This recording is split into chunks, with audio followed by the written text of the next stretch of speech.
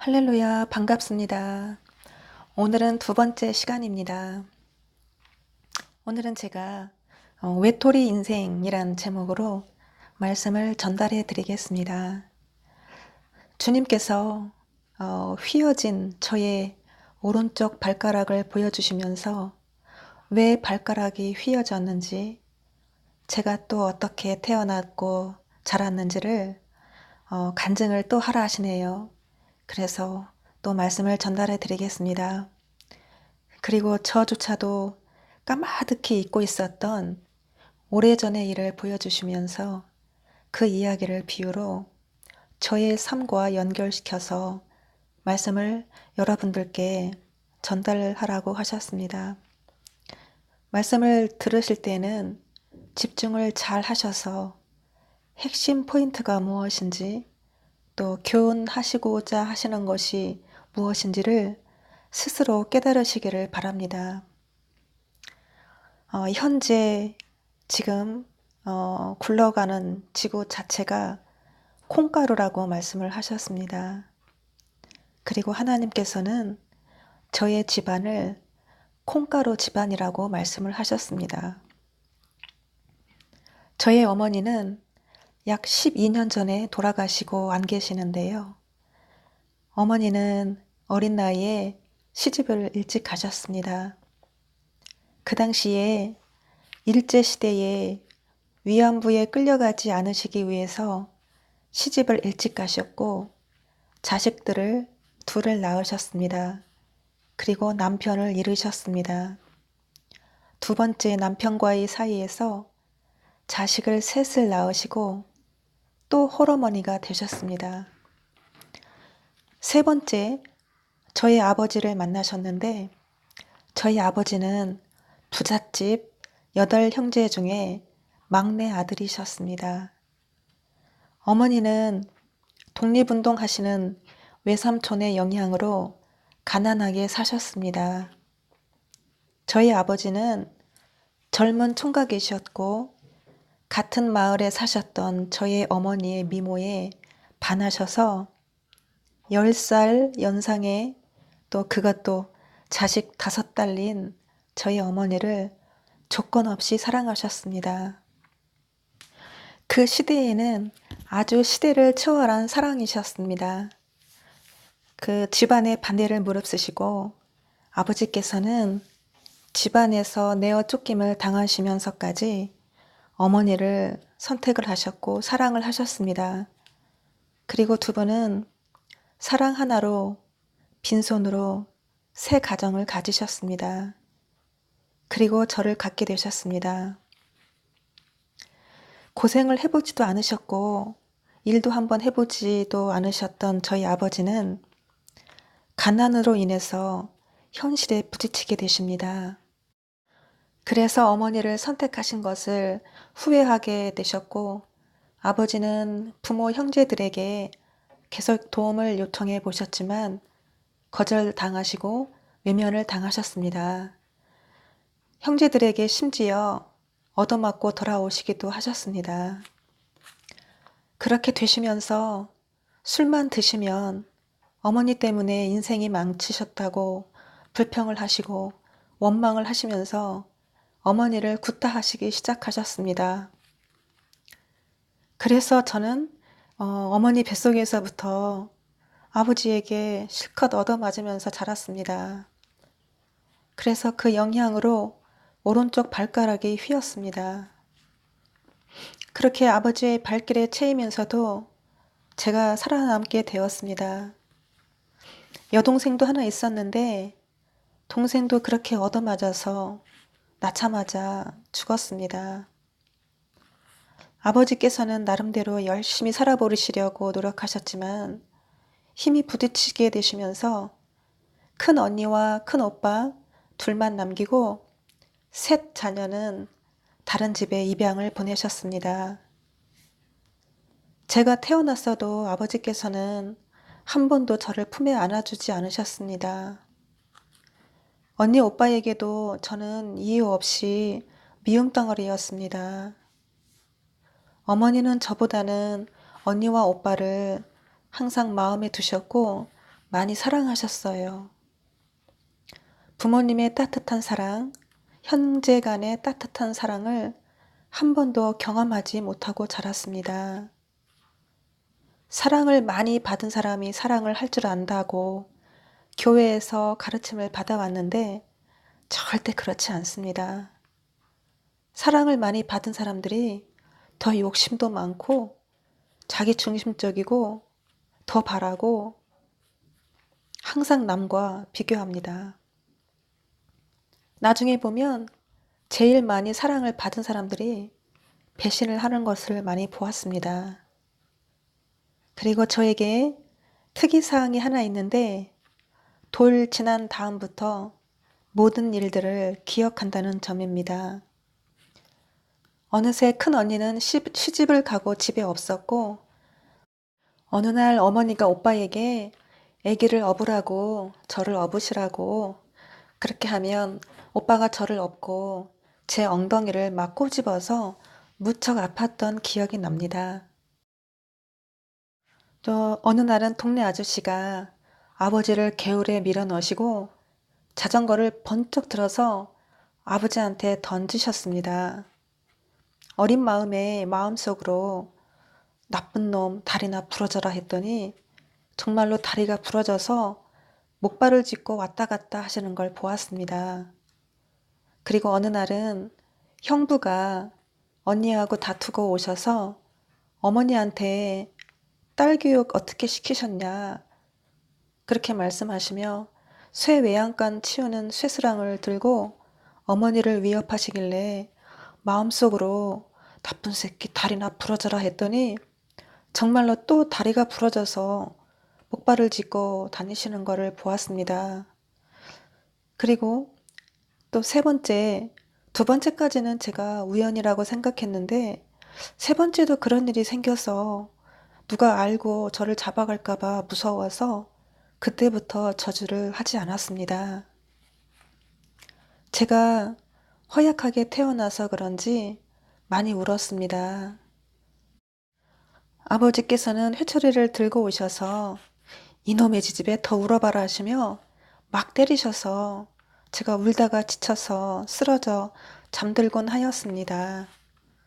어리광도 한번 부려보지 못하고 그렇게 홀로 자랐습니다. 오빠가 말썽을 부리기도 하면 아버지께서 오빠를 회초리로 종아리를 때리셨고 어린 저에게도 똑같이 회초리로 종아리를 살짝 때리셨어요. 오빠가 잘못하면 저도 맞고 제가 잘못하면 오빠도 같이 맞았습니다. 저희 집에 미루나무가 하나 있었는데 직접 회초리를 꺾어오라고 하셔서 저는 제일 가느다란 가지를 꺾어서 갖다 드렸는데 엄청 아팠습니다. 아버지는 편애를 하지 않으셨어요. 언니 오빠를 친자식처럼 대하셨습니다. 저에게는 이상하게 냉정하게 대하셔서 제가 혹시 주워온 자식인가 그런 의심도 했었습니다. 그래서 제가 말할 수 있을 때쯤에 궁금해서 물어보기도 했습니다. 그랬더니 웃으시면서 저를 다리 밑에서 주워오셨다고 하셔서 그 말씀이 진짜인 줄 알고 며칠을 울은 적도 있었습니다.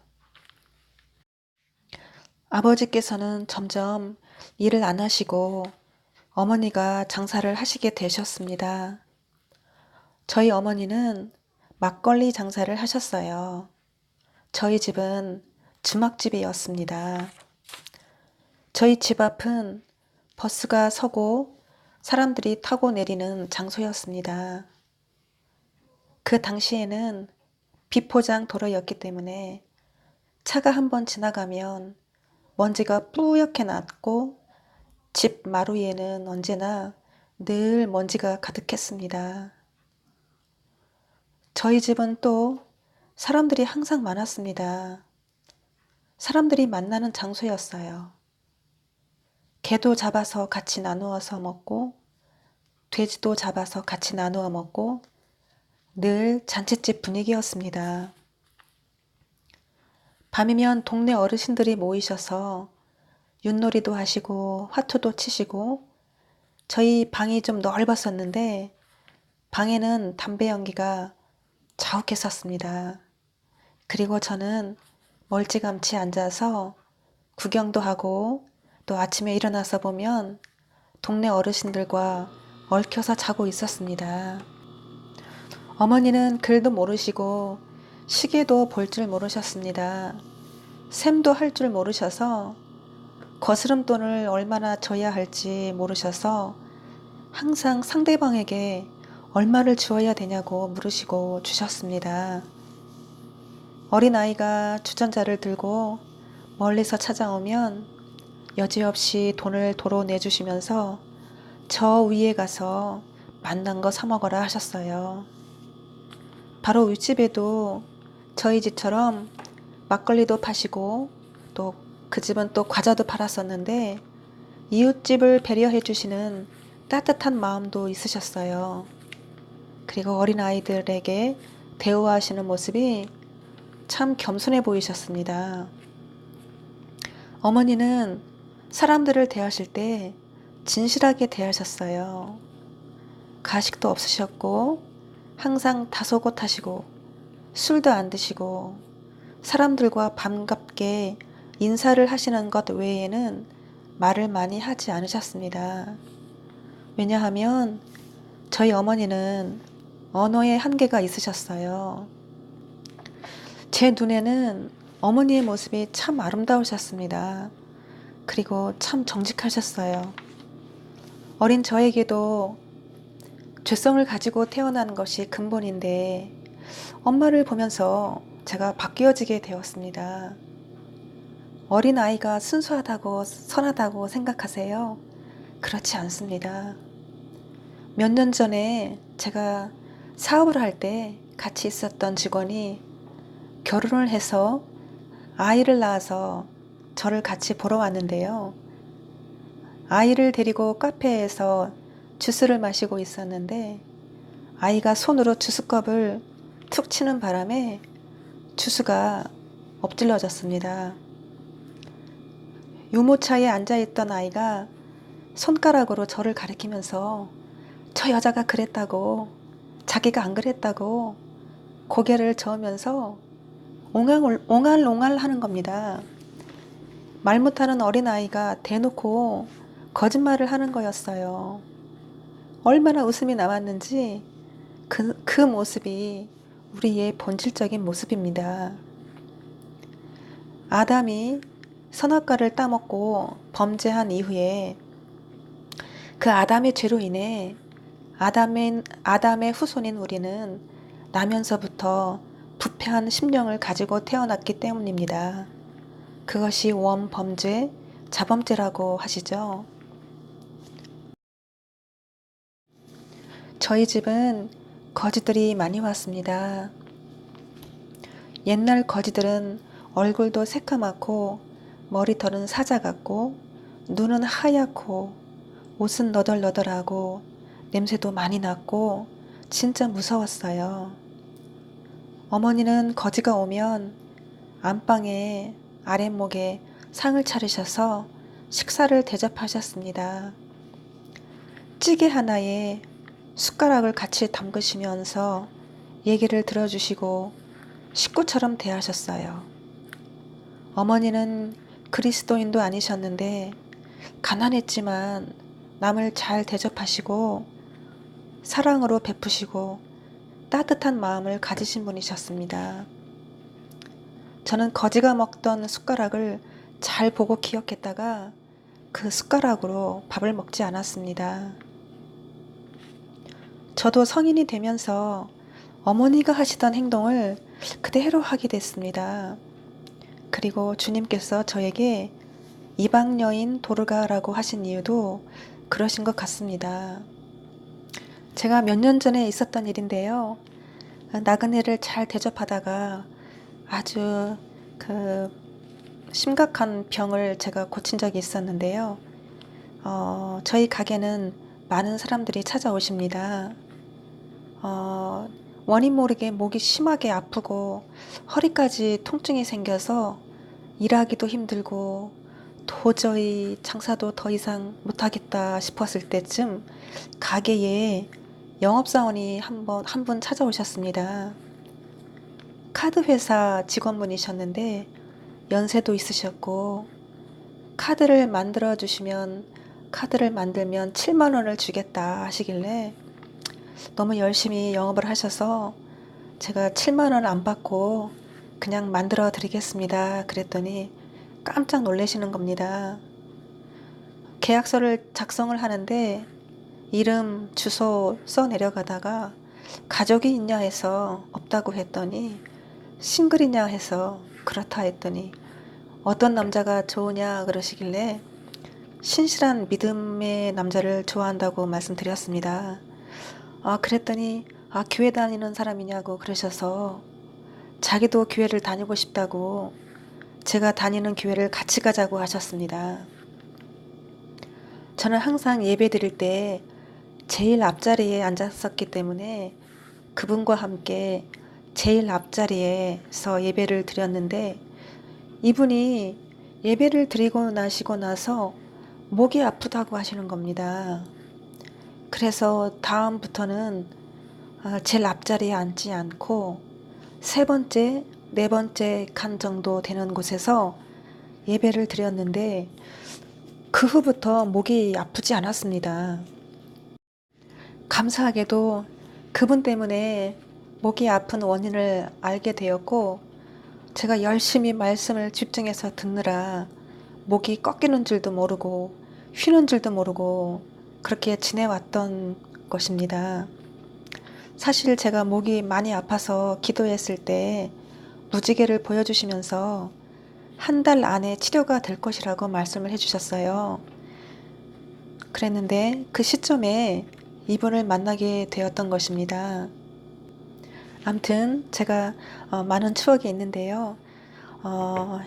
제가 또 어렸을 적 저의 집안은 소도 키웠고 고양이, 개, 토끼, 오리도 키웠습니다. 오리들을 물가로 데려가서 제 별명이 오리 엄마였습니다. 오리들이 어린 저를 잘 따라다녔어요. 그리고 저는 산에 가서 땔감 주워오는 것도 제 몫이었고 저희 집에 그 소가 한 마리 있었는데 소풀 베는 것도 저의 몫이었습니다. 어린아이가 낫을 들고 다니면서 풀을 베었어요.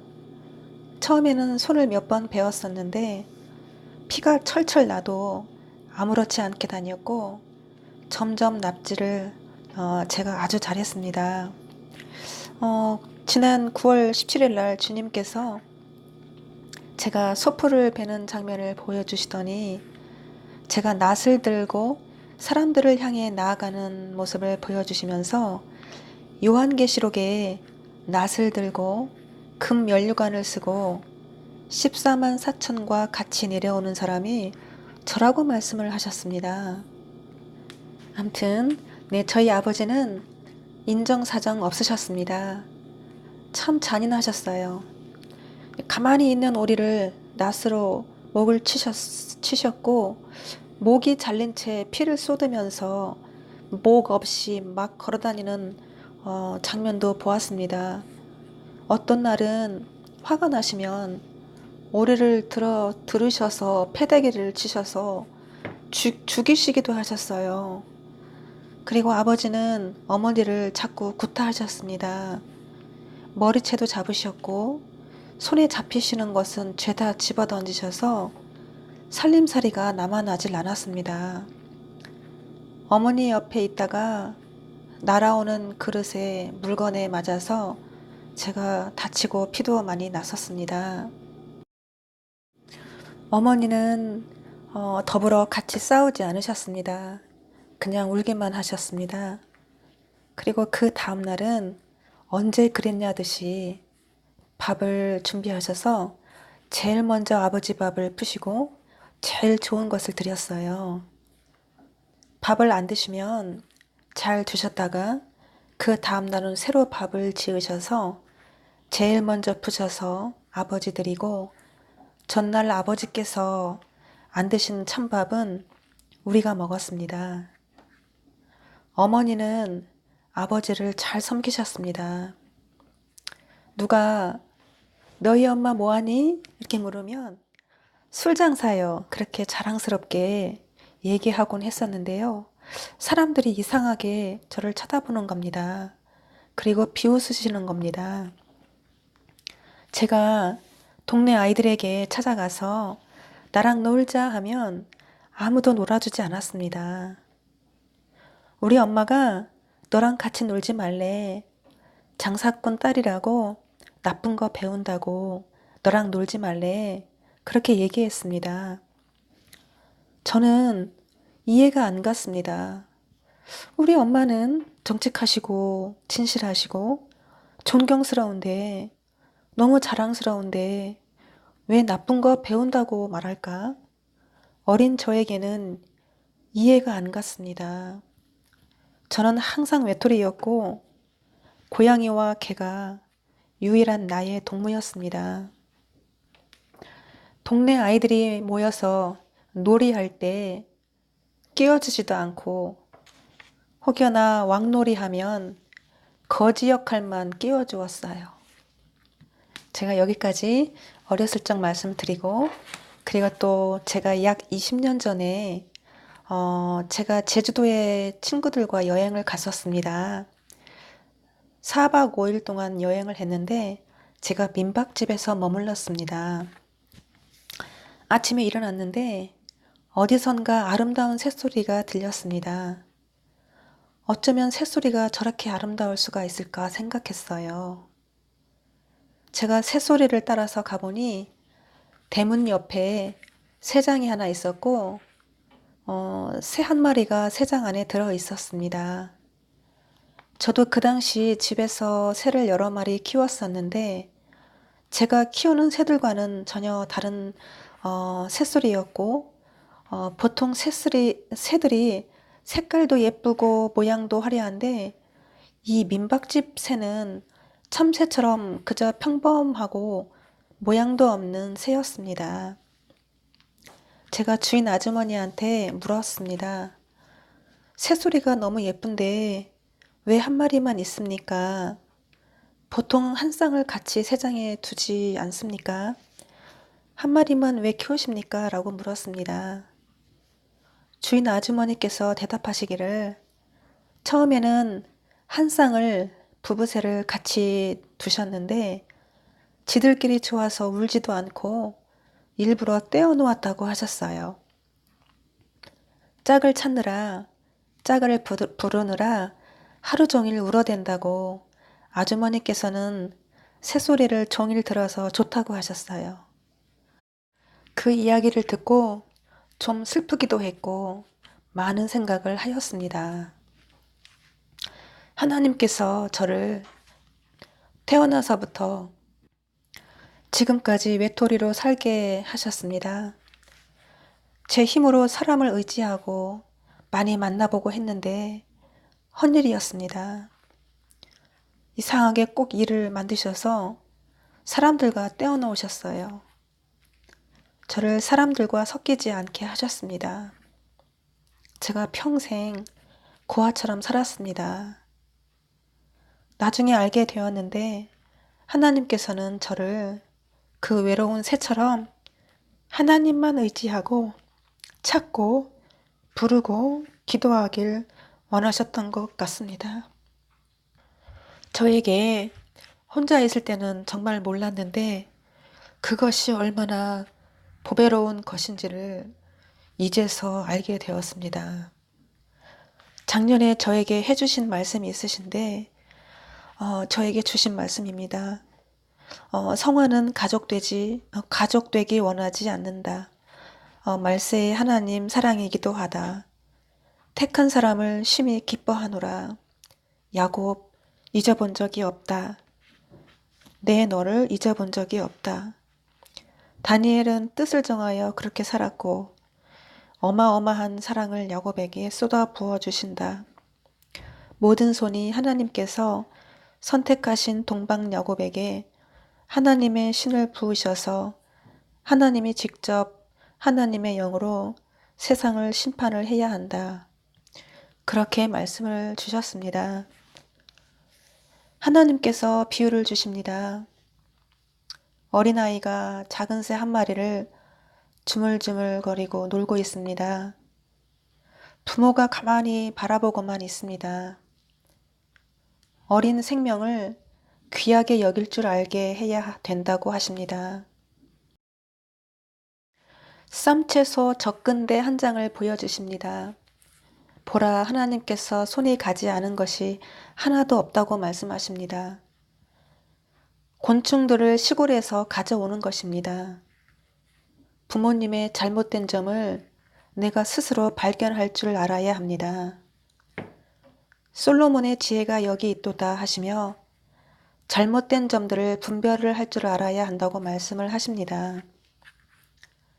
제가 경영하고 있는 업장은 쌈밥 전문 음식점입니다. 대부분 그리스도인들이 많이 오십니다. 기도를 하시고 드시면 금방 알 수 있기 때문입니다. 손님들에게 기본적으로 쌈채소를 푸짐하게 드립니다.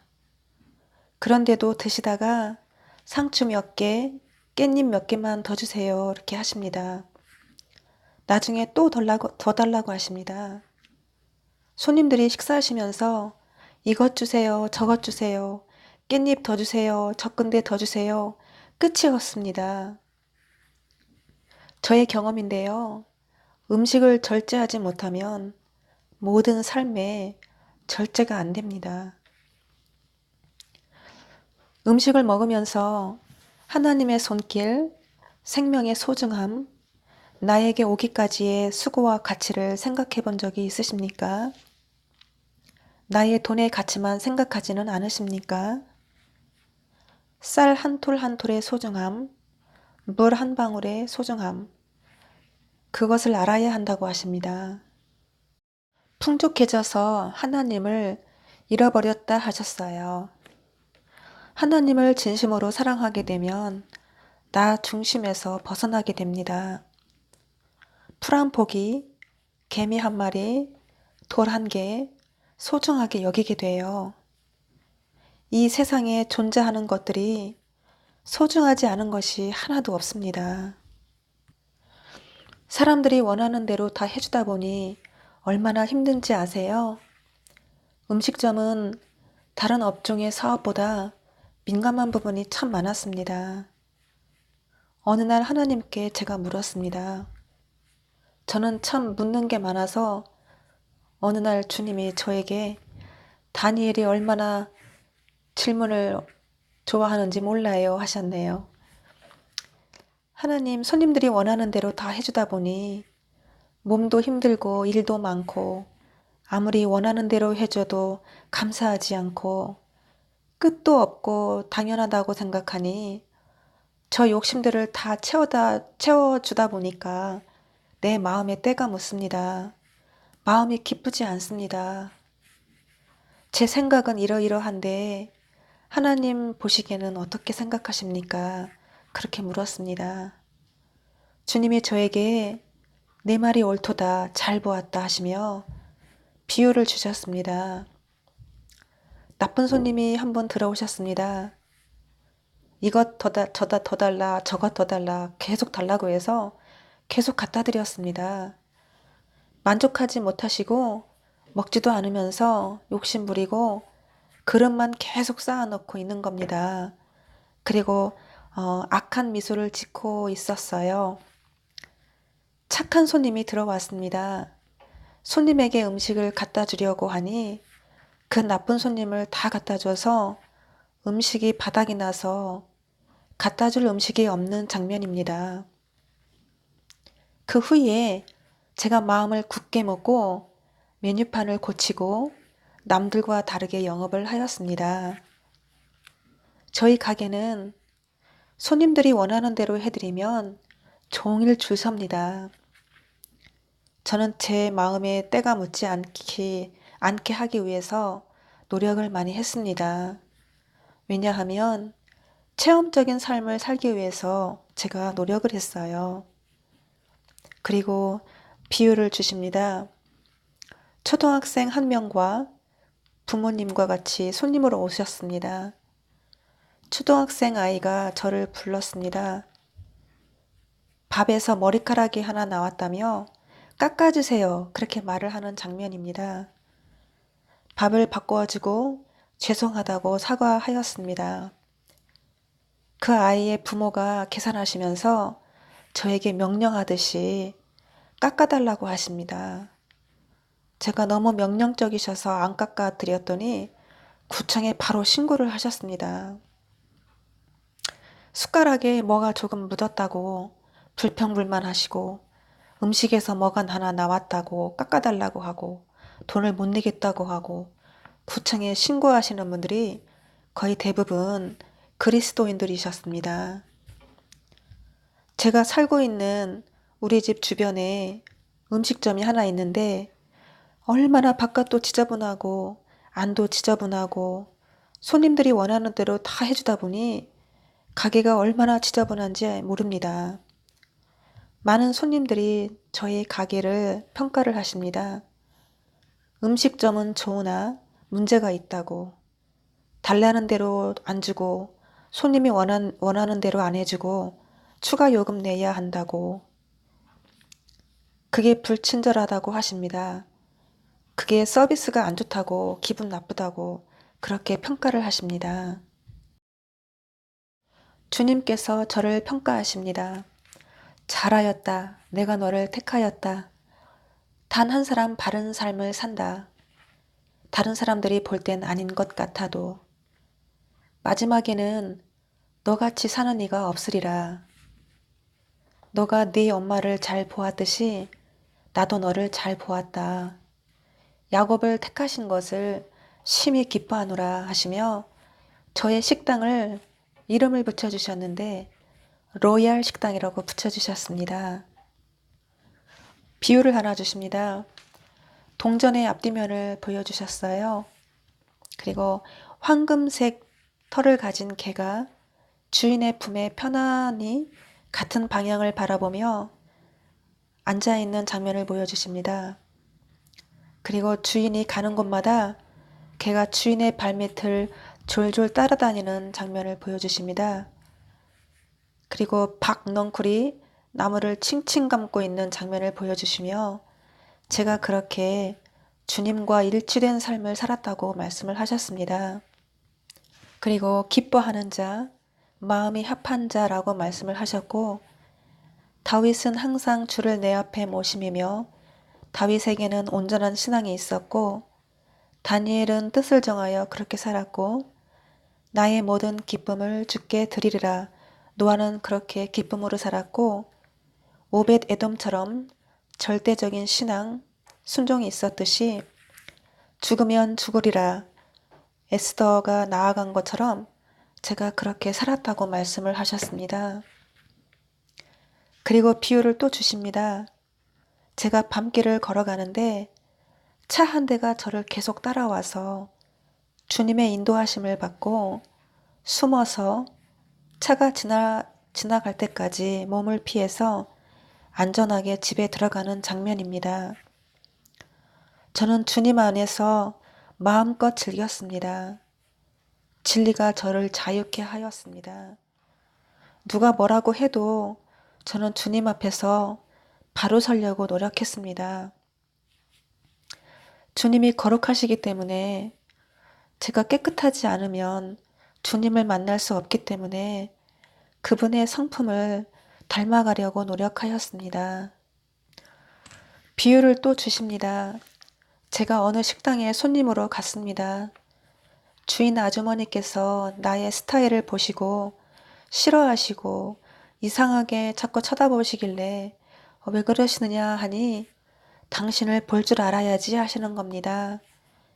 그게 무슨 말씀이십니까 하니 당신 머리 가짜 머리 한 거지 꾸미고 치장한 것이 싫다고. 제가 말하길 치장하고 꾸민 것 없는데 가짜 머리도 아니고 제 진짜 머리입니다 말씀드렸습니다. 주인 아주머니가 요란하다고 계속 안 좋게 저를 쳐다보시며 인상을 쓰시길래 왜 그러시느냐 하니 술집에서 온 것 같이 생각하시고 저를 무례하게 막 대우하시는 장면입니다. 저야말로 수줍음이 많은 사람입니다. 부끄러움이 정말 많은 사람입니다. 친구들과 제주도에 갔을 때도 샤워실에서 같이 옷을 벗고 씻어야 하는데 여자들 앞에서 부끄러워서 옷을 못 벗어서 결국에는 씻지도 못하고 나중에 혼자 씻었더니 친구들이 혹시 몸에 흉이 있는 거 아니냐 하길래 아니라고 수줍어서 부끄러워서 그런다고 했더니 의아해 했습니다. 사람들은 보통 외모를 보고 평가를 하시는 경우가 많이 있으십니다. 저희 가게에 주방 안에 있는 쓰레기통을 보여주시는데요. 그것을 보여주시면서 비유를 하십니다. 손님들이 원하는 대로 해주면 똥파리가 쓰레기통에 알을 까놔서 구더기가 순식간에 하얗게 떼지어서 꿈틀꿈틀하는 장면입니다. 목회자들을 주님께서 똥파리로 비유하십니다. 똥파리 그것의 영향을 받았다 하십니다. 그것이 가장 더러운 수법이라고 하십니다. 무엇을 변화시키느냐? 마음밭이라고 하십니다. 더러운 것을 다 버려야 한다고 하십니다. 비유를 보여주십니다. 펄펄 끓는 기름에 물을 한 방울 넣으니 다다다다 뜨겁게 튀는 장면입니다. 마음속에 꽃이 핀 사람은 거의 없다는 것입니다. 밖에 꽃이 핀 사람은 많은데 마음속으로 꽃이 핀 사람이 거의 없다고 말씀을 하십니다. 교회가 변질되기 시작한 것은 사람들이 원하는 대로 해주다 보니까 이것들이 오고 저것들이 오어서 교회가 쓸모없는 백화점으로 되었다고 하십니다. 창업, 다른 형태의 내비게이션, 이것이 하나님을 격동하게 하였다 하십니다. 사람들이 수근수근 거리는 장면을 보여주시며 거기 가면, 그 교회 가면, 그 오리온교회 가면 정말 젊은이들이 많아 하고 말하고 있는 장면입니다. 비유를 하나 또 주십니다. 시내버스는 노선이 있습니다. 버스기사가 천천히 손님을 태우고 가는 것보다 사람을 많이 태우고 노선대로 돌아가지 않고 직통으로 빨리 가는 길이 돈을 많이 버는 방법이라고 노선을 무시하고 가는 장면입니다. 모세를 통하여 율법을 계명을 주셨습니다. 잠시 말씀을 보겠습니다. 마태복음 22장 37절에서 40절 보겠습니다. 예수께서 이르시되 내 마음을 다하고 목숨을 다하고 뜻을 다하여 주 너의 하나님을 사랑하라 하셨으니 이것이 크고 첫째 되는 계명이요 둘째도 그와 같으니 내 이웃을 내 자신과 같이 사랑하라 하셨으니 이 두 계명이 온 율법과 선지자의 강령이니라. 제가 섬기던 교회 담임 목사님께서 설교하시는 장면을 보여주십니다. 율법에 매어 사는 것이 아닙니다. 율법에 종노릇하지 않는 것입니다. 새 언약의 백성은 예수님의 의를 입어서 죄와 사망의 법에서 우리를 자유케 하셨습니다. 새 언약의 백성은 자유함을 주셨습니다. 예수님을 믿음으로 새로운 피조물이 되었습니다. 새 생명을 주셨습니다. 새 언약의 백성은 예수님을 사랑하기 때문에 자원하는 마음으로 예배하고 봉사하고 헌신하는 것입니다. 주님께서 비유를 주십니다. 남자 한 분이 사탕을 한없이 먹고 사탕을 한없이 항문으로 나오는 장면을 보여주십니다. 그리고 하신 말씀, 자유, 방종, 모셔 프리, 모셔 제사장. 너희가 뱀을 뱉어서 나에게 던지는구나. 날마다 너의 몫은 사람들을 속이는 것이다 라고 말씀을 하셨고 또 아답과 아비후가 죽는 것에 대해서 말씀을 해주셨습니다. 자유함은 진리 안에서입니다. 하나님을 사랑하게 되면 계명을 지키게 됩니다. 형식적으로 지키는 것이 아니라 진심으로 지키게 됩니다. 그리고 매일매일 예배의 삶을 살게 됩니다. 저는 인터넷도 안 하고 TV도 보지 않습니다. 항상 말씀만 묵상합니다. 그래서 저에게 하신 말씀, 내 딸이 여호와로 하여금 즐거워하며 밤낮 하나님 말씀을 묵상하는도다 하십니다. 비유로 주십니다. 손님이 가게에 5명이 들어오셨습니다. 피자를 한 판 들고 오십니다.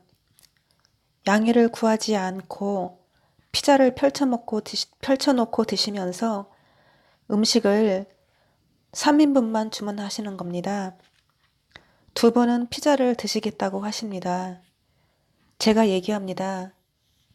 피자를 드셔도 좋지만 2인분 식사를 더 주문을 하신 다음에 드세요 합니다. 그런 게 어디 있냐?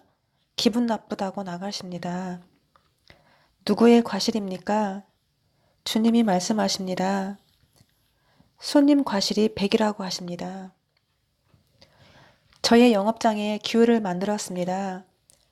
그것을 지켜주시는 손님은 나의 손님이 되시는 것이고 못 지키시면 못 오시게 됩니다.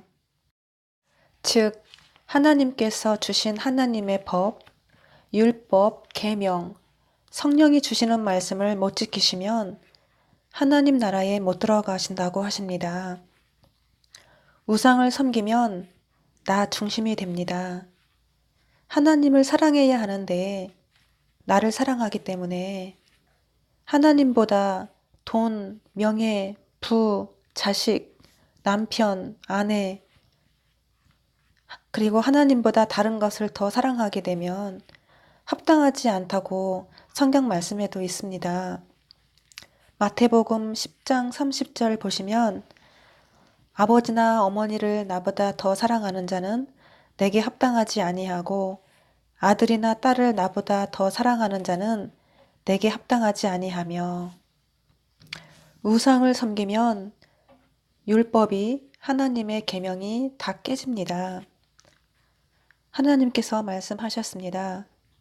이 전쟁과 심판의 목적은 모세의 율법을 깨뜨려서라고 말씀을 하셨습니다. 네, 또 비유로 주십니다. 오이 2개를 제가 주방에서 어슷어슷 써는 장면을 보여주십니다. 그게 무슨 뜻입니까? 말씀을 드리니 5 많은 사람 2사람이라고 말씀을 하십니다. 그리고 돼지 새끼 3마리를 잔인하게 죽이는 장면을 보여주십니다. 그리고 오리 3마리를 후라이팬에 올려놓고 요리하는 장면을 보여주십니다. 그리고 개구리하고 벌레 1마리를 입에다 넣고 아작아작 씹어먹는 장면을 보여주십니다. 닭 1마리가 벌레 1마리를 발바닥으로 내리쳐서 잡아 죽이는 장면입니다. 닭은 목사님을 상징합니다. 오리도 목사님을 상징합니다. 성령 회방죄, 기둥을 쳐서 부술 것이요 이렇게 말씀을 하셨습니다. 깨어있지 않으면 성령이 하시는 말씀을 들을 수가 없습니다. 그리고 이렇게 말씀을 하십니다. 그 집의 물터에는 그 교회의 말씀 안을 상징합니다. 거짓이 가득 차 있고 이 물질적인 음녀가 교회를 장악하여 한국 교회를 다 잡아먹고 한국 교회를 멸절시키고 침몰시켰다. 밥을 물 말아 먹듯이 교회를 그렇게 말아 먹었다고 하십니다. 머릿속이 이상하게 변질이 되어가고 유다가 길인지 생명인지 모르고 사람이 땅인지 신인지 모르고 따라가다가 그렇게 되었다라고 말씀을 하십니다. 무수히 많은 목회자들을 다 타락하게 하고 다 잠들게 하고 1월 성신 다니엘 기도회와 프로그램들을 자랑하며 이세벨의 도를 전파하고 복음 세상을 완전히 망가뜨렸다. 천국 백성들까지 미혹하여 끌어들여서 많은 사람들을 지옥으로 떨어지게 하고 생명책에 농명되지 못한 자들의 하수, 유다의 경홀한 행실로 인해서 많은 사람들이 고통을 당할 것이다. 너의 모든 가증한 것들을 다 불태우리라. 가수들은 회개하고 돌아오지만 마약범들은 돌아오지 않듯이 우상을 섬기는 자들은 못 돌아온다고 말씀을 하십니다. 한국교회가 김천지로 꽉 차 있어서 주님께서 다 벗겨주신다. 양떼들을 데리고 풀을 먹이러 갔는데 다른 곳으로 가자 하고 부르니 양들이 따라오지 않으면 내 양이 아니다.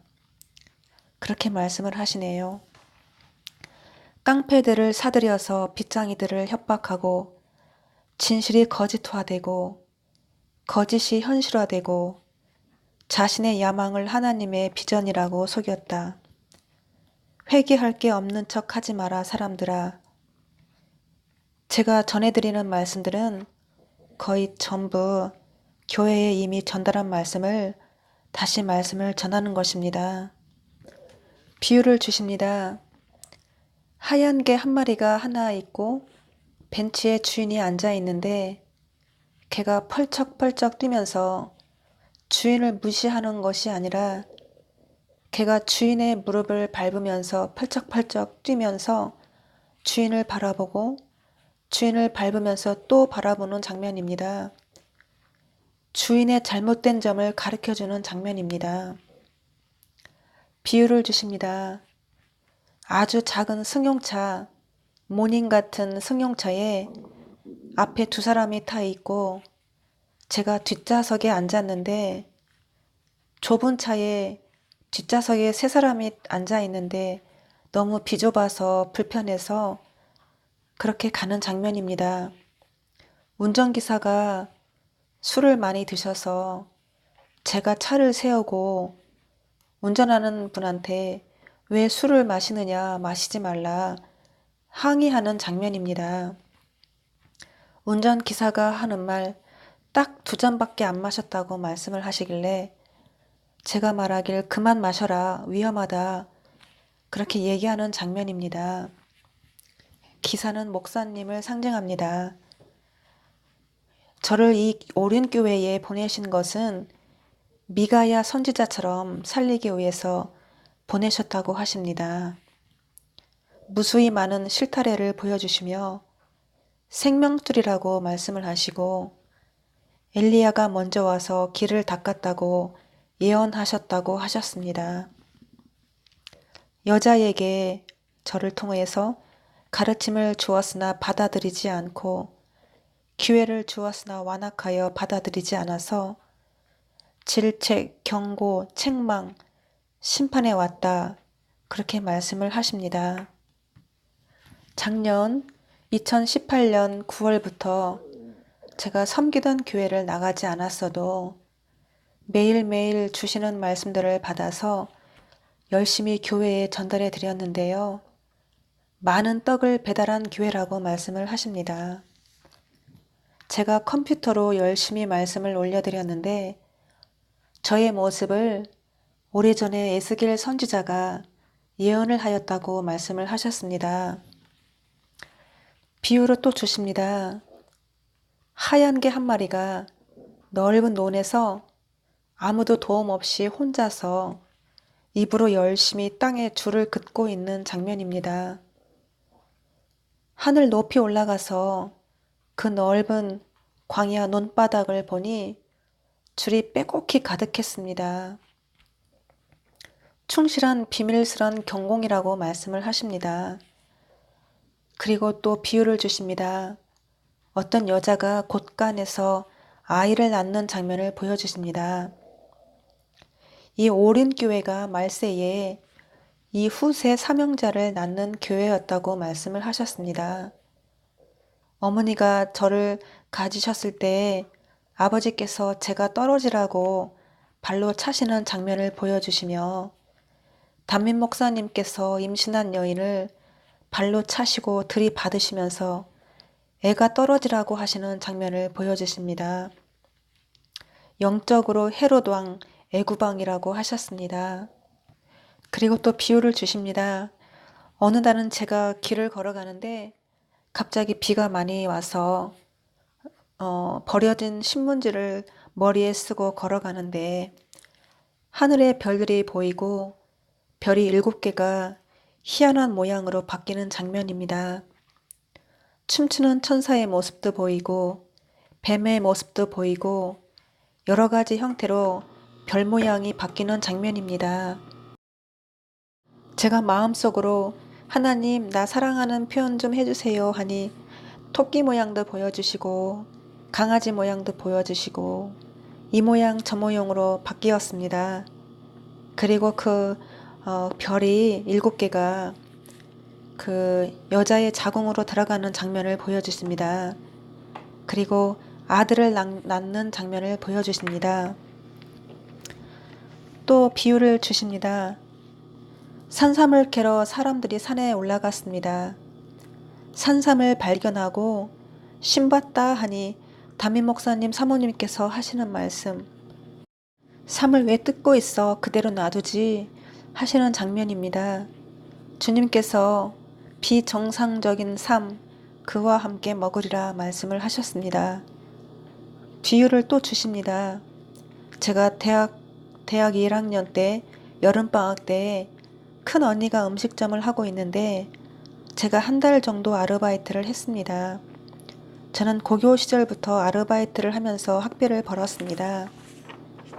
큰언니 식당에서 먹고 자고 하면서 일을 했습니다.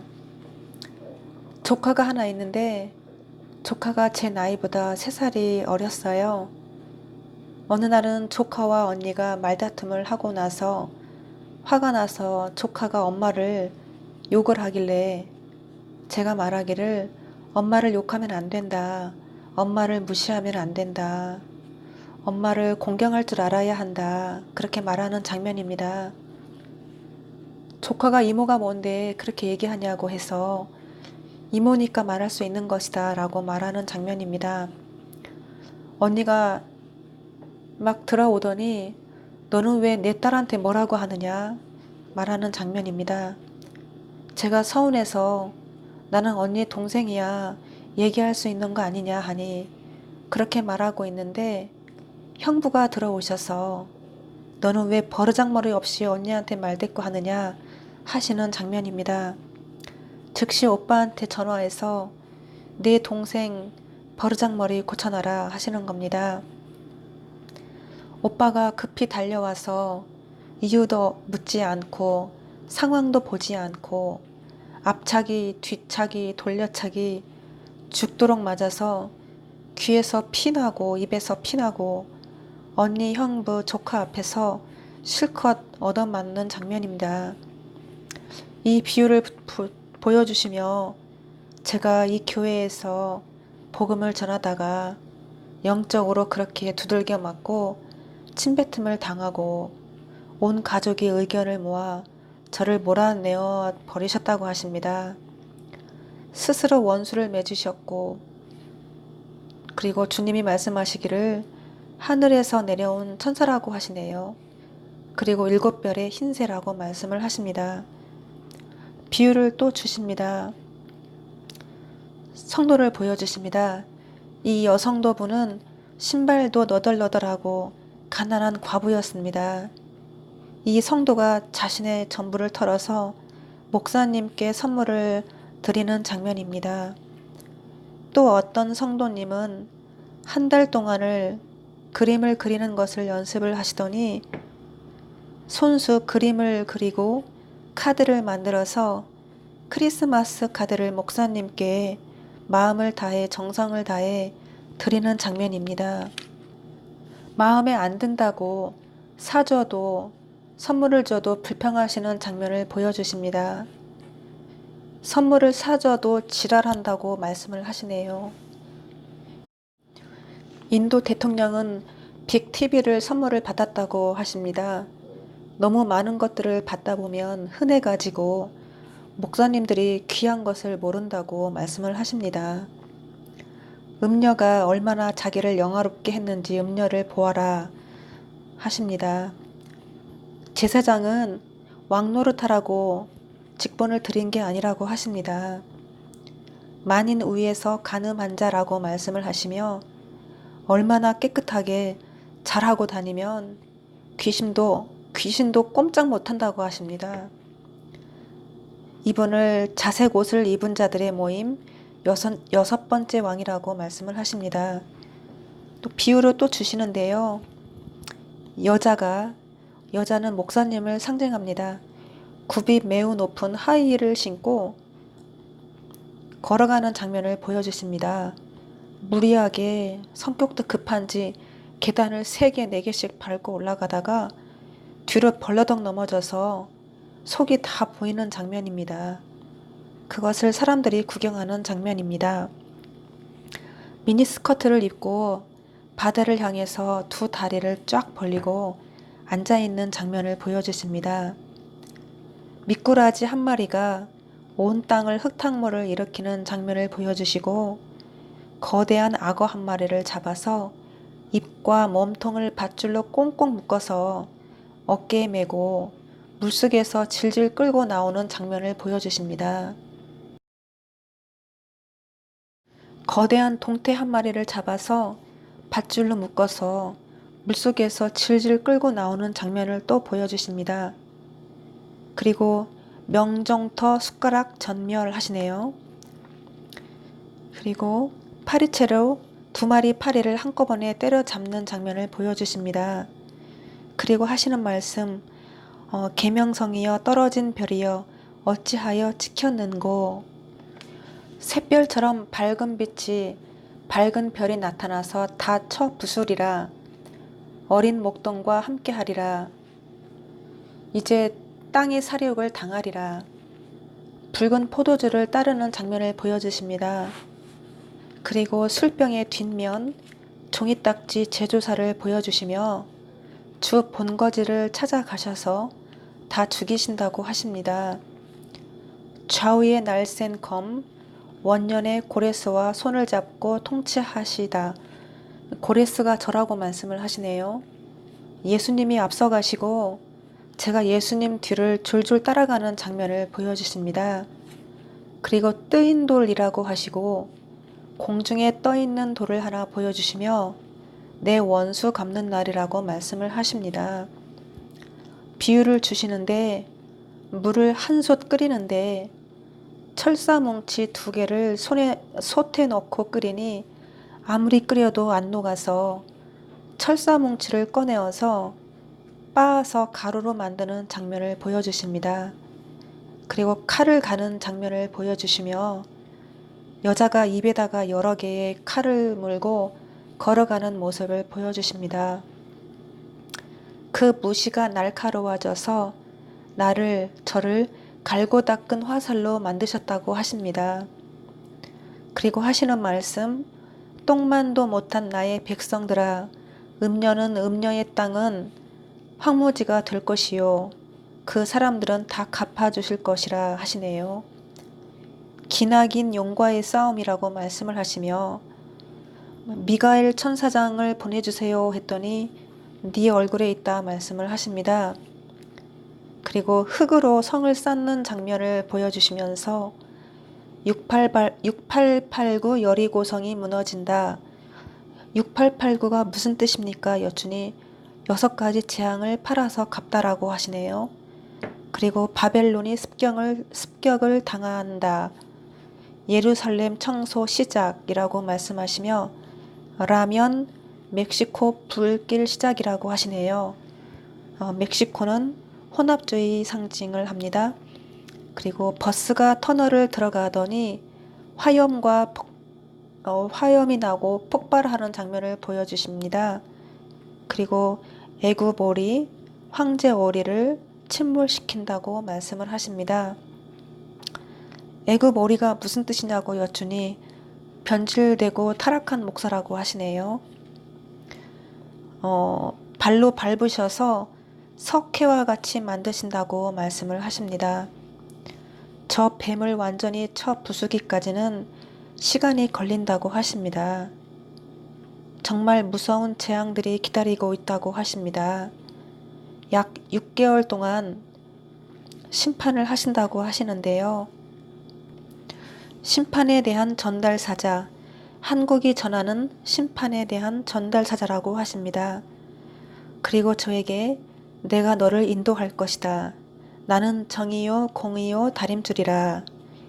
저 나무들은 다 베어서 버릴 것이요 내가 지면을 다 싹 쓸어 버리리라. 직급이 높을수록 짓밟힌다고 하십니다. 또 비유로 주십니다. 고양이가 얼룩말 무늬를 하고 있는 장면을 보여주십니다. 또 코끼리를 보여주십니다. 무슨 뜻입니까? 여쭈니 거짓말을 잘하는 사람이라고 하십니다. 말을 잘하는 사람들을 주의해야 합니다.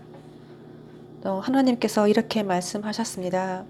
이 목회자님께 사람들이 좋아하는 대로 살려다 보니 동물원의 동물들이 얼마나 자유롭지 못하고 불쌍한지 느티나무에 홀로 외롭게 서 있는 나, 시대에 맞지 않는 이상한 옷을 입고 사람들이 이상하게 쳐다보는 나, 초코파이 한 개를 주면서 한 입만 베어 먹으라고 했더니 다 먹는 나, 나는 무서워 죽겠는데 사람들이 나를 들어 올려서 들고 다니고 본인은 무서운데 사람들이 높이 받들어서 들고 다니는 나, 아이스 스케이트를 아주 잘 타는 사람한테 찾아가서 배워오라고 했더니 배울 게 많은데 자존심 상해서 못 찾아가고 차라리 거기 가서 배우는 것보다 나 혼자 연습하는 것이 낫다며 혼자서 이리 받고 저리 받고 하면서 연습하는 나, 게이가 된 것을 간증하다. 이렇게 말씀하셨습니다. 바알신을 섬기게 되면 게이가 된다고 하십니다. 하나님의 뜻을 이루려고 하는 사람이 있고 본인의 뜻을 이루려고 하는 사람이 있다고 하십니다. 지도자를 잘 만나야 합니다. 교회와 담임 목사님 구별해서 잘 만나야 합니다. 목사가 스스로 변질되어 가는 것도 모르고 불쌍한 사람들이 많다고 하십니다. 비유를 또 주십니다. 무슨 들짐승인데 삭 같기도 하고 고양이 같기도 하고 근데 이 싸나운 짐승이 네 다리가 잘린 채 밧줄에 꽁꽁 묶여서 박물관 전시장 같은 곳에 전시되어 있는 장면입니다. 보통 짐승들은 사람 손에 닿지 않는 곳에 보이지 않는 은밀한 장소에 새끼를 낳고 키우는데 이 짐승은 희한하게 사람들이 많이 지나다니는 도로가 보도블럭에 새끼를 낳고 또 낳고 책임도 못 지면서 무수히 많은 새끼들을 낳아 놓아서 지나가는 사람들이 구경하고 만지고 발에 밟혀 죽고 차에 또 밟혀 죽는 장면입니다. 사람들에게 칭찬받는 것이 성공이 아니라 하나님께 칭찬받는 것이 진짜 성공이라고 하십니다. 하나님께서 다시 말씀하십니다. 사람들 앞에서의 성공이 아니라 하나님 앞에서의 성공, 그것이 진짜 성공이다 라고 말씀을 하십니다. 별은 낮에 빛나지 않습니다. 어두운 밤에 빛이 난다고 말씀을 하시네요. 예수님께서도 그 마태복음, 마가복음에 잎이 무성한 무화과 나무를 비유하셨죠. 평안하다, 안심하다 그렇게 얘기할 때가 위험하다고 하시면서 머리가 꼬리가 된다고 하십니다. 너와 내가 살리라. 그것은 대표성의 원리라. 홍수가 나서 물 터지듯이 준비 없이 시작이 된다고 하십니다. 더러운 자는 더러운 일을 계속하고 가증한 자는 가증한 일을 계속한다고 말씀을 하십니다. 하나님을 사랑하기 때문에 왜 죽이냐고 사람을, 하나님은 사랑이시기 때문에 심판하시는 분이 아니라고 그렇게 말씀하시는 트럼프 대통령을 보여주시면서 가짜 그리스도인이라고 말씀을 하십니다. 제가 콩밥을 좋아해서 콩밥을 매일 먹다 보니 비유로 콩밥을 보여주시면서 콩은 핵심이기 때문에 핵심 포인트를 잘 모르는 사람들이 많다고, 나에게 가장 중요한 것은 올바른 믿음이라고 하십니다. 하나님께 관심을 가져라. 관심을 가져야 산다. 비유 또 보여주십니다. 부동산에 집을 보러 갔습니다. 집도 안 보여주고 집이 좋다고 너무 좋은 말만 해주고 갖은 아양을 떨고 중개인이 계약을 하라고 합니다. 그래도 살 집을 봐야 되는 거 아니냐 하니 공사 중이라서 안은 못 보여주고 겉만 보여준다고 합니다. 그리고 계약을 하라고 합니다. 건축주와 통화를 했더니 왜 사람을 못 믿느냐? 믿음이 없어서 그런다고. 믿으라고. 중개인도 왜 사람을 못 믿냐고 믿으라고. 갖은 좋은 말만 해주고 계약을 하라고 해서 계약을 했는데 나중에 알고 보니까 사기를 당한 겁니다. 사람들한테 말을 들으면 위험하다고 하십니다. 속지 말고 진리의 말씀을 잘 구별해서 들어야 한다고 하십니다. 사람들한테 물어보지 않는 것이 지혜라고 말씀을 하십니다. 스스로 깨달음을 가져야 한다고 말씀을 하십니다. 성령이 각 교회들에게 하시는 말씀을 제가 열심히 전달을 해드렸는데 비유로 보여주시면서 이쪽 문을 열고 들어가도 사람들이 잠을 자고 있고 저쪽 문을 열고 들어가도 사람들이 다 자고 있는 장면을 보여주십니다. 대부분 남자 목사님들에게 전화를 해서 찾아갔었는데 만나서 말씀을 전해드리면 남자 목사님들께서 사모님과 상의하시는 바람에 제함을 받으셨습니다. 이분 중에 14만 4천에 포함된 분도 계셨는데 말씀을 안 들으셔서 제함을 받으셨어요. 또 하나님 나라는 가족이 함께 갈 수 있는 곳이 아닙니다. 부부일지라도 상의할 게 있고 상의하지 말아야 할 것이 있습니다. 사람에게 상의하는 것이 가장 어리석은 일이라고 말씀을 하십니다. 잠깐 말씀을 보겠습니다. 마가복음 10장 29절에서 31절 보시겠습니다. 예수께서 이르시되 내가 진실로 너희에게 이르노니 나와 복음을 위하여 집이나 형제나 자매나 어머니나 아버지나 자식이나 전토를 벌인 자는 현세에 있어 집과 형제와 자매와 어머니와 자식과 전토를 100배나 받되 박해를 겸하여 받고 내 세에 영생을 받지 못할 자가 없느니라. 그러나 먼저 된 자로서 나중되고 나중된 자로서 먼저 될 자가 많으니라. 청함을 받았으나 싫다는 교회들이 있었고 구원을 해준다고 해도 싫다는 교회들이 있었고 말씀의 핵심을 드려도 싫다는 교회들이 있었고 교회에게 축복을 드리고 싶었는데 싫다는 교회들이 있었고 제가 섬기는 교회를 주님께서 어서 내놓아라. 교회를 고쳐주겠다고 그렇지 않으면 사람들을 모두 내놓아라. 그렇지 않으면 퇴직을 하시라고 말씀들을 전해드렸지만 듣지 않으셨습니다. 사람을 잘 만나야 합니다. 맹인이 맹인을 인도하면 구덩이에 함께 다 빠지듯이 목회자를 잘 만나야 합니다. 임금도 잘 만나야 하고 지도자를 잘 만나야 합니다. 생각하기 어려운 거 마음에 따라서 살지 않아야 한다고 하십니다. 그리고 이렇게 말씀을 하십니다. 너희는 먼저 그 나라의 의와 뜻을 구하라. 사람들아, 여인이 헌금한 봉투 넣을 때 손을 보아라. 얼마나 아름다운가. 하나님께 전부를 드려야 한다. 기쁨으로 드리는 자가 있고 드리고 싶지 않은데 억지로 드리는 자가 있다. 솔로몬은 가장 귀한 것을 드렸고 태워야 들어간다. 예배는 하나님을 의식하고 드려야 한다. 영과 진리로 예배해야 한다. 오빌의 순금 같은 형제들이 곧 나올 것이다. 비유를 들어서 말씀을 전해도 이해를 하는 사람들이 있고 이해를 못하는 사람들이 있다고 하십니다. 물가는 가지만 물을 마시지 못하듯이 첫 번째와 라스트, 저희 집은 된장 청국장이 나오는 집인데요. 제가 가게 안에 있을 때는 청국장 냄새가 안 나는데 밖에 나갔다 안에 들어오면 청국장 냄새가 많이 납니다. 그렇게 냄새 나듯이 저에게 인침을 받아라 하시네요. 말씀을 잘 지키는 자들에게 두 징이는 거울이라.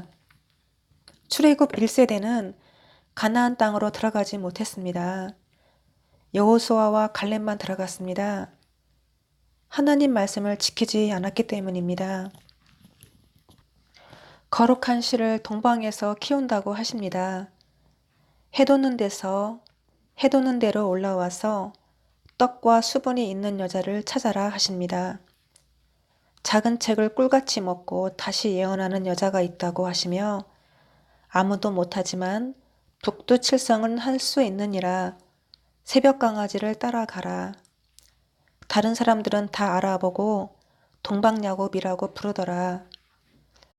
12지파를 사도를 모으는 동방야곱, 살아계시는 하나님의 대변자 역할, 저 여인이 모든 예수님의 일을 할 것이다. 그리고 털이 깎이지 않아서 푸들강아지 눈이 털에 덮여있는 모습을 보여주시며 하나님의 뜻을 아는 것이 마음을 크게 먹어야 넓게 바라보고 높이 바라보라고 하십니다. 거물들은 잘나서 듣지 않고 작은 것들은 미련하여 그릇이 작아서 듣지 않고 들을지어다 내 말을 듣지 않는 자들은 다 죽을 것이다. 천국 복음이 가까이 있느니라.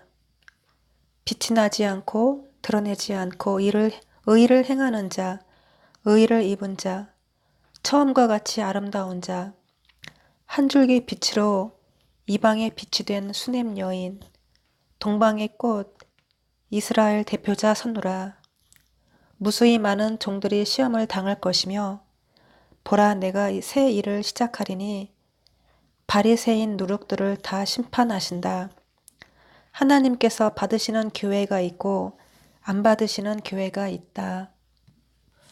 모든 자는 시험을 통과할 것이요 지날 것이요 모든 자는 지나갈 것이요 통과할 것이요 좁은 문을 열어놓았으니 나에게 올 자가 아무도 없느니라. 종교인은 많은데 들어올 자가 아무도 없다고 하십니다. 위생면에서 문제가 있다고 합니다. 비유를 주시는데요. 양치를 하는데 치약을 안 묻히고 양치를 하는 장면을 보여주십니다. 그리고 저에게 말씀을 하십니다.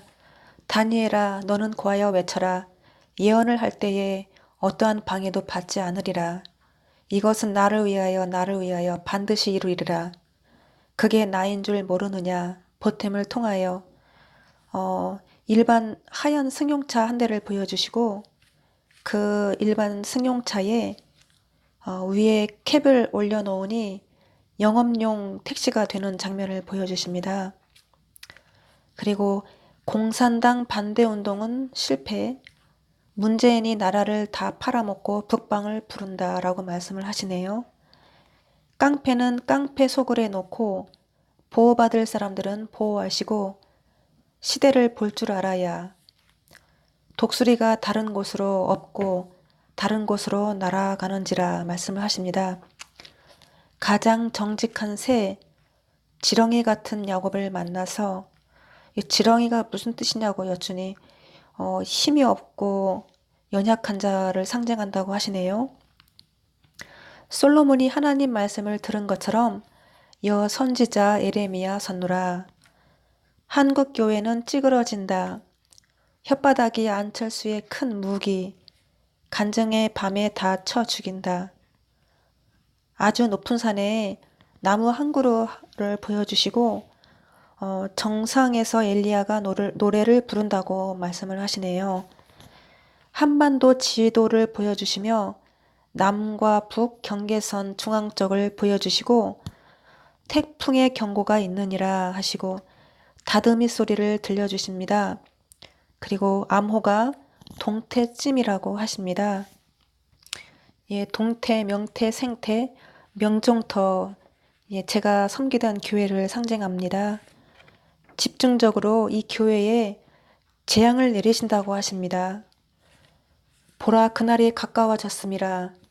방망이로 막 쳐 부서뜨리는 장면을 보여주시고, 스스로 나는 피를 흘린다. 죄는 나의 동생, 나의 조국 만세. 사탄을 죽여라. 하나님께서 시키시는 대로 때리고 또 때린다. 동방의 독수리 금지 오겹한테 죽는다. 제가 5번, 6번 정도 말씀을 전달해 드리는데요. 약 5개월 정도, 길면 6개월 정도 집중적으로 이 교회를 재앙을 내리신다고 하십니다. 너희를 다 부끄럽게 하려고 잘못 내어나게 하고 잘못된 길을 가게 하고 그를 수치스럽게 하려고 그렇게 하였다. 잠들게 하시고 그들을 부끄럽게 하시려고 그렇게 하셨다. 촛불과 이유, 바벨의 목적, 심부름을 받고 그것들을 죽이더라. 멸망에 가증한 것들을 다 못 버려서 죽는다.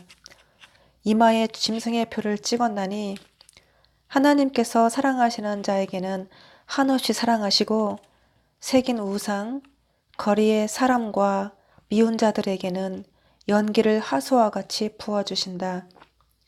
영적 기료가 스바냐서의 삶을 가다 에서의 축복이 되었다. 역사 가운데 가장 중요한 것은 나 자신을 아는 것이다. 이렇게 말씀을 하십니다. 무지개를 보여주시며 무지개로 덮으시고 이렇게 말씀을 하십니다. 앞으로 보라 탄탄대로이다. 경부고속도로라고 말씀을 하시며 그 글씨 위에 동그라미를 치시는 장면을 보여주시네요. 그리고 처음과 같이 얘기하는 자, 교회를 위해서 얘기하는 자, 생명의 말씀을 주어도 받아들이는 자가 없다고 하십니다. 말씀을 기본적으로 들은 사람들은 깨달을 것이고 그런 말씀을 듣지 않은 사람들은 전혀 모를 거라고 하시며 사람들을 왼편과 우편으로 가르시는 장면을 보여주셨습니다. 요한계시록에 의한 움직임이라고 말씀을 하셨고 계시록 말씀대로 청황색 말의 움직임이 시작이 되었습니다. 문재인은 김정은과 뗄래야 뗄 수 없는 관계라고 말씀을 하시며 북방을 준비하신 것은 교회를 심판하시기 위해서라고 말씀을 하십니다. 하나님을 섬긴다 하면서 잘못 섬긴 사람들, 교만하고 잘난 척하고 사치하고 우상 숭배한 자들, 공산주의가 좋다고 따라간 사람들은 다 죽임을 당하리라. 그들로부터 무수한 열매들이 떨어지리라. 이렇게 말씀을 하셨습니다. 말씀이 기근에 오리라. 곧 징조를 주신다고 하십니다. 흔들림과 진동이 있을 것이다 라고 말씀을 하셨습니다. 인간으로부터 만들어진 신앙이 있고 하나님으로부터 만들어진 신앙이 있다고 하십니다. 노력하지 않으면 항상 제자리이고 늘어나지 않습니다. 전기가 고장이 나면 점검도 해보고 차단기도 점검해보고 만져보고 하듯이 형광등 불이 나가면 왜 안 나오나 점검하고 등을 갈아 끼우듯이 그렇게 매일매일 신앙을 점검해야 한다고 하십니다. 기초부터 학습을 받으라고 하십니다.